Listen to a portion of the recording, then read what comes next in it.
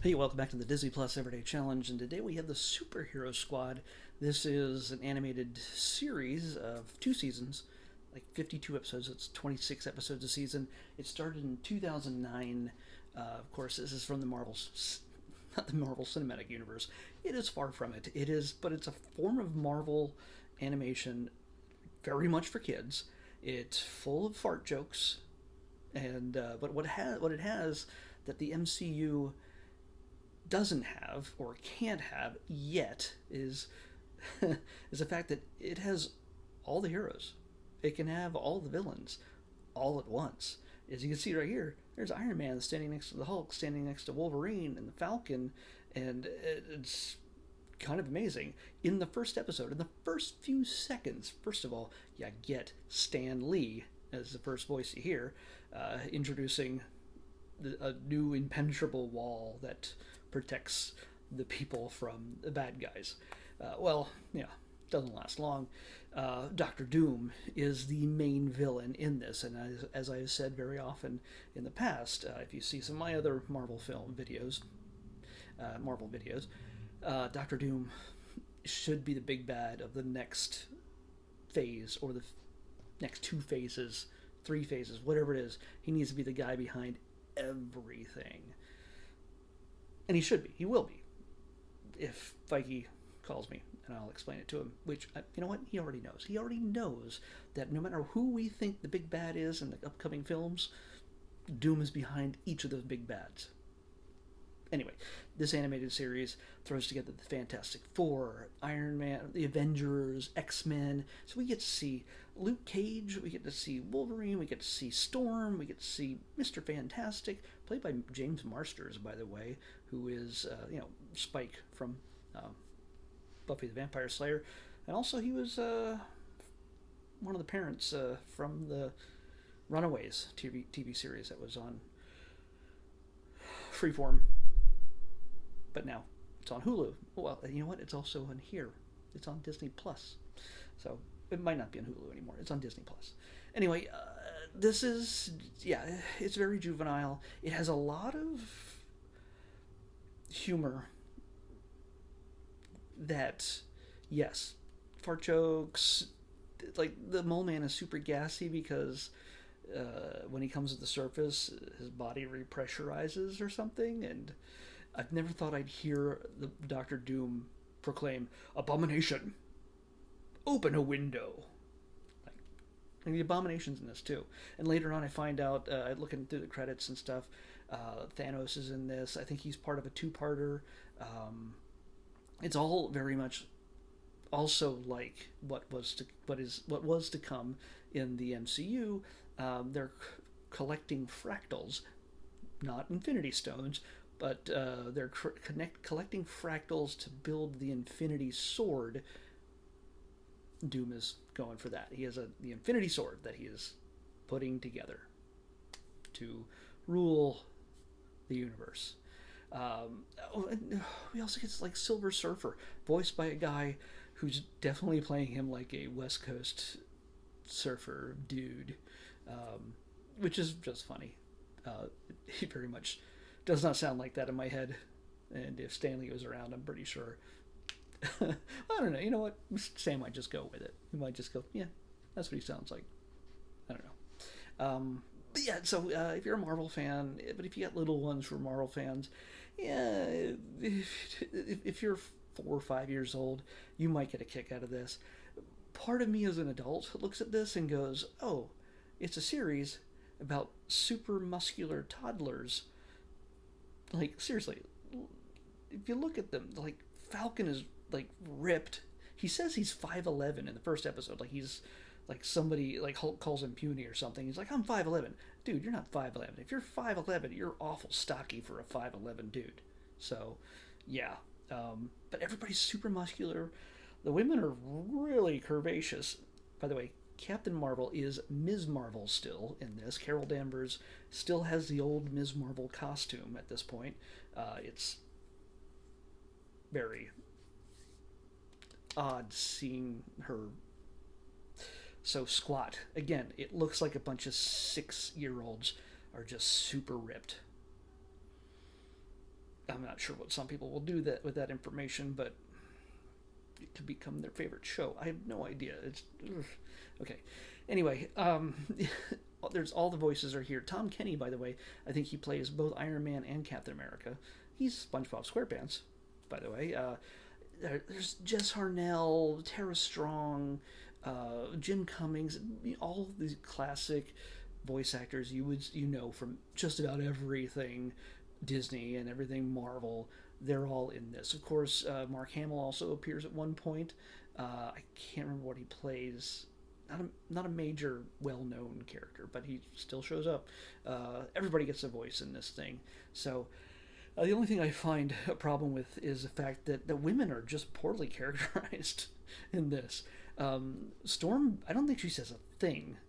She just smacks people around and uses her powers. Maybe she speaks once or twice. And then Ms. Marvel, she's kind of supposedly in charge of the helicarrier, and when they take it, when the superhero squad takes it for their own to beat the giant monsters, which includes Fing Fang Foom, the first episode's a big kaiju battle basically. So they use I think Falcon takes the helicarrier and smashes it into Fing Fang Foom, who then sits on Mole Man, and then he farts. I don't know. That's how you defeat a villain in this universe. It's all very innocent, but there are, like again, like I said, there's a lot of references that only adults will get. So yeah, they're not that clever, but there is still it's got a level of dialogue and humor that will go way over the little kids' heads that this is aimed toward. The adults who love Marvel will appreciate certain things. But by the way, going back to Ms. Marvel, they treat her like she's just this angry bee. Like she's just shrieking at them because they took the helicarrier and smashed it up a bit, and she's like, why do you guys do that?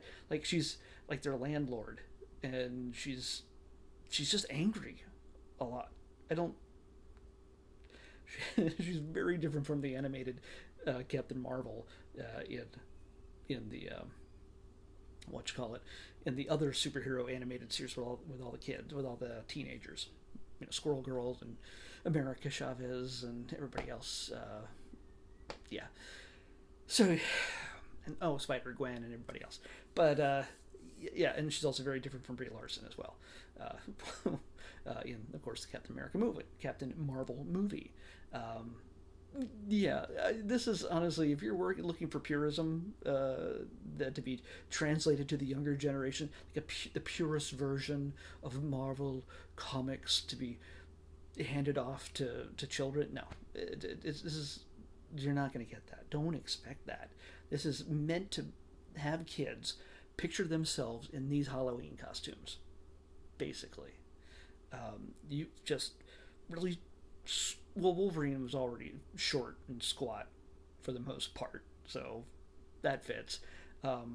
He does have claws. They don't look very sharp, but you think, I can't imagine him getting stabby with them in this at all, ever. Like maybe he cuts open steel and stuff like that, and chops down a tree or something, but it's weird. It's a weird choice. I mean, obviously, yes, he's Wolverine. He has to have claws, but what are you going to do? It's a kid's show.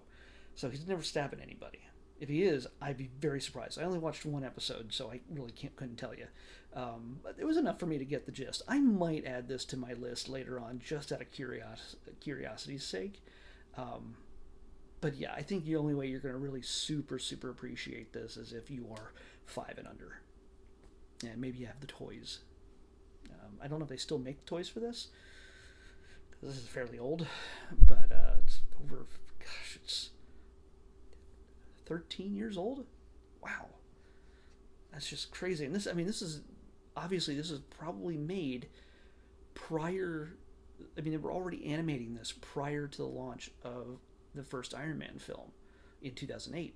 So, because animation takes a while to be put together, so they probably had no idea that at this point the Iron Man film would work, and that again, this Iron Man depiction here is very much not a mimicking of Robert Downey Jr. as Tony Stark, which all later iterations of Tony Stark in cartoons and animated series and things like that, and as well as in the comics, were all kind of refashioned into a Robert Downey Jr. take on Tony Stark. So, yeah, it's this is a more innocent time here, very much innocent time. But if you want to see Doom, it is, being Doom, being evil, being the big bad of all the big bads, all the bad guys work for him. This is the show you want to watch. We might be looking back at this in time after Doom is revealed. Does that big appearance at some point in the MCU when we get to see Doom versus the Avengers, the X-Men, the Defenders, the Runaways, I don't care, everybody who exists in the MCU, oh, and Spider-Man too, the day they throw everybody up against in a big final battle like they did in Avengers Endgame, we'll be looking at this and going, oh, they did it back in Superhero Squad. Wasn't as bloody, there wasn't any death, but they did it first in Superhero Squad. Just telling you now. It's not the first time Doom has tried to take over everything in the Marvel Universe. 616 at least. So, alright. Tomorrow is our 900th episode. Holy cow. Watch 900 straight episodes, not counting the 0 episode, which is the premiere, the night before that I did a review of The Mandalorian as soon as it was available. So, yeah. Because back then they premiered it at like 9 o'clock in the evening the night before, rather than midnight Pacific time. They did it midnight Eastern time. Yeah, so anyway, this is the official 900th episode we're going to pick right now. 427. 427. 427. What'll we be? What'll we be?